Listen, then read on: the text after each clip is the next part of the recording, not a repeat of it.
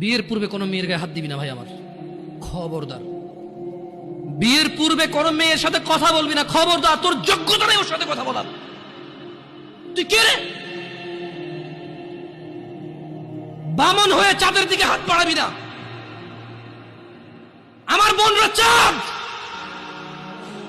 ওয়াল্লাহি যেদিন ইসলামী শাসন আসবে, যেদিন ইমাম মেহেদী আসবে, যেদিন ঈসা আলাইহিস সালাম আবার আসবে, ওনার বোনদের উপর যারা হাত দিবে উনি হাত কেটে ফেলবে। তুই বামন হয়ে চাঁদের দিকে হাত বাড়াইস না। আমার বোনরা চাঁদ। ইসলাম মেয়েদেরকে চাঁদ বলেছে আর তোকে বামন বলেছে। বেটা তুই বেটা ছেঁড়া খাতা শুয়ে লাখ টাকার স্বপ্ন দেখিস, বিয়ের আগে মেয়ের গায়ে হাত দিস? তোর সাহস কত? তোর সাহস কত?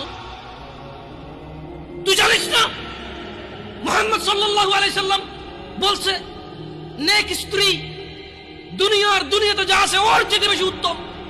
তুই কি করে ওর গায়ে হাত দিস বিয়ের আগে? তোর সেই যোগ্যতা আছে বল? তোকে আল্লাহ জাহান্নামে ফেলবে, তোকে আল্লাহ জ্বলন্ত আগুনে নিক্ষিপ্ত করবে, তোর শরীর পচবে, তোর শরীরের গন্ধে জাহান্নামীরা থাকতে পারবে না। তোকে আল্লাহ এত নিকৃষ্ট শাস্তি দেবে